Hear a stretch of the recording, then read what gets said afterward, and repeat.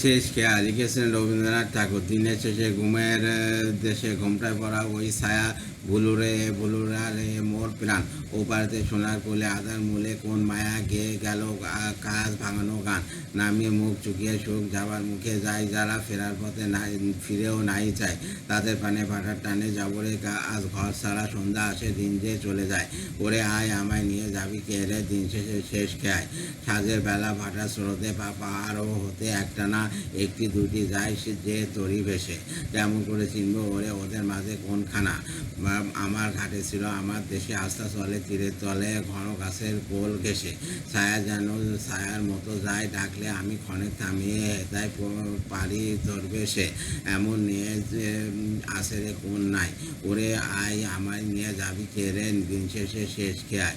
ঘরে যারা যাবার তারা কখন গেছে ঘর পানে, পারে যাবার গেছে গেছে পারে, ঘরে নয় পারে নয় যেজন আসে মাঝখানে, সন্ধ্যাবেলা কে ডেকে নেয় তারে, ফুলে বারো নাইকো আর ফসল যার ফললো না, চোখের জলে ফেলতে হাসি পায় দিনের আলো যার ফুরালো সাজের আলো জ্বললো না, সেই বসেছে ঘাটের কিনারায়, ওরে আয় আমায় নিয়ে যাবি কে রে বেলা শেষে শেষ খোয়ায়। আষাঢ় 1312 খেয়া।